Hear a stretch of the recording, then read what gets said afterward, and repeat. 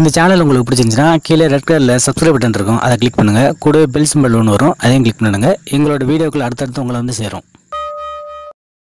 இந்தியாவில் முக்கியமான மொழி தமிழ் தான்.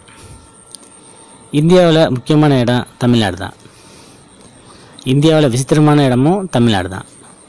ஒரு மையப்புள்ளி, ஒரு அதிரடியான இடம், ஒரு நம்பிக்கையான இடம், இது எல்லாமே தமிழ்நாடு தான். இந்த தமிழ்நாட்டுக்கு இப்போ வந்து நிறையா சோதனையான காலகட்டம். 2 திராவிட கட்சிகள் இறந்துட்டாங்க.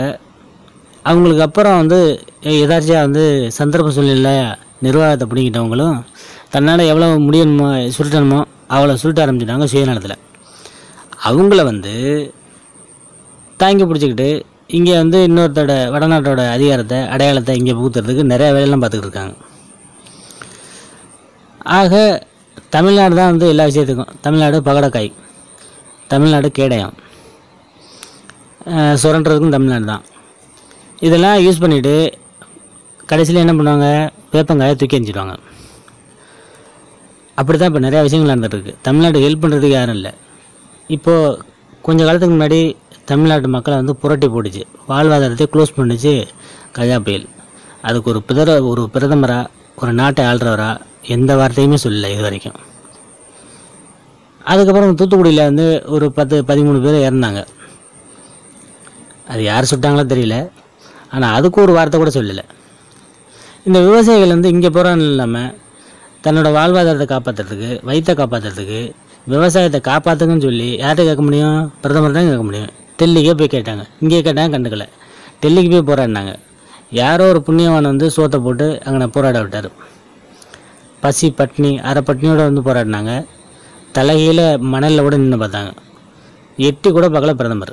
ஆனால் இன்றைக்கி தன்னோட கொள்கையை பரப்புறதுக்கும் அரசியல் ஆசையிலையும் மிதமிஞ்சி ஆசையிலையும் மக்கள் மறந்துடுவாங்கிற ஒரு எண்ணத்தில் கேவலம் ஒரு 2000 ரூபா பணத்தை தூக்கி எறிஞ்சிட்டு தமிழ்நாட்டை சுற்றி வர ஆரம்பிச்சிருக்காங்க பாஜகவங்க.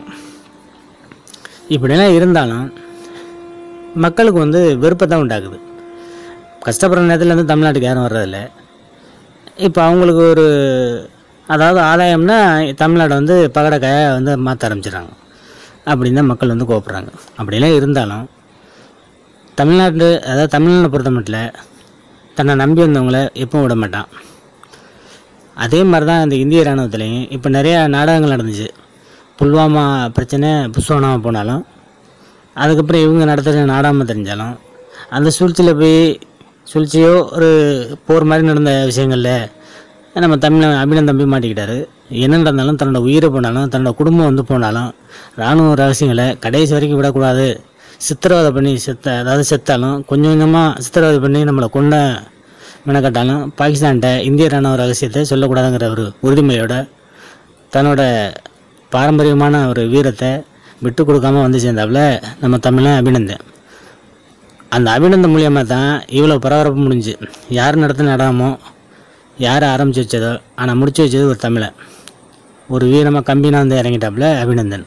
ஆக ஒரு முடிச்சு வைக்கிறதா இருந்தாலும் எவ்வளோ பிரச்சனையாக இருந்தாலும் அதை வந்து க்ளோஸ் பண்ணி அந்த பேச்சே இல்லாமல் பண்ணுறதும் தமிழன் தான். ஆக அபிநந்தன் ஃபஸ்ட்டு இந்த வருஷத்தில். 2வது, நம்ம இந்திய கிரிக்கெட் அணி ஏற்கனவே வந்து 499 வெற்றியை பெற்றிருக்காங்க. இப்போ ஆஸ்திரேலியா இங்கே வந்து விளாண்டுக்கிட்டு இருக்காங்க. இன்றைக்கி ஆஸ்திரேலியா இந்தியா மேட்ச் நடந்துச்சு. அதில் வந்து வின் பண்ணால் 500வது வெற்றி. இவங்க ரன் எடுத்ததும் கம்மி, எல்லாமே டக் அவுட்டு. அதில் ஆபத்து வந்து கை கொடுத்தது வந்து நம்ம தமிழ்நாட்டுக்காரர் விஜயசங்கர் தான். இப்போ இந்திய டீமில் செலக்ட் பண்ணி இன்றைக்கி ஆடினார். ஏற்கனவே ஆடியிருக்காரு. இருந்தாலும் இன்றைக்கி முக்கியமான கட்டம் 500வது வெற்றியை வின் பண்ணணும். ஒரு 46 ரன் அடித்தாப்புல பயம் இல்லாமல். ஒட்டுமொத்தமாக 209 தான் சேஸ் பண்ணக்கூடியதான். ஆஸ்திரேலியா விரட்டி வந்தாங்க. ஆனால் கடைசி வரைக்கும் போராடி இருந்தாங்க. ஒரே ஓவரில் லாஸ்ட்டில் 9 ரன் தேவை. இது பெரிய விஷயம்லாம் இல்லை. 4 சுற்றினாங்கன்னா வெளில தூக்கி போட்டுருவாங்க. ஆனால் கடைசி நம்பி ஒரு தமிழனை நம்பி தோனியும் ஹோலியும் வந்து கொடுக்குறாங்க ஓவரை. இவரும் அந்த நம்பிக்கைன்னு பார்க்காம இந்தியாவோட 500வது வெற்றியை திக்குன்னு கடைசி வரைக்கும் வந்து இழுக்குது, தொண்டைக்கு நெஞ்சுக்கும். பல கோடி பேர் பார்த்துட்டு இருக்காங்க. இந்திய மக்களே பார்த்துக்கிட்டு இருக்கு, கோடிக்கணக்கான பேர் பார்த்துக்கிட்டு இருக்காங்க, உலகத்திலே பார்த்துக்கிட்டு இருக்காங்க. அந்த கடைசி நேரத்தில் 2-3 பந்தில் 2-3 விக்கெட்டையும் எடுத்து இந்தியாவை வெற்றி பெற வச்சார் நம்ம தமிழனான விஜயசங்கர் கிரிக்கெட் வீரர். ஆக எந்த விஷயமா இருந்தாலும் ஒரு துணிவு, தைரியம், நம்பிக்கை, வின் பண்ணியே தீர்வோம். ஒரு முக்கியமான பேட்ஸ்மேன் வரை நிற்கிறாரு கடைசி வரைக்கும். அவரையும் க்ளோஸ் பண்ணி ஆட்டத்தை இந்தியாவுக்கு பக்கம் திருப்பி கொடுக்குறாரு ஒரு தமிழன்.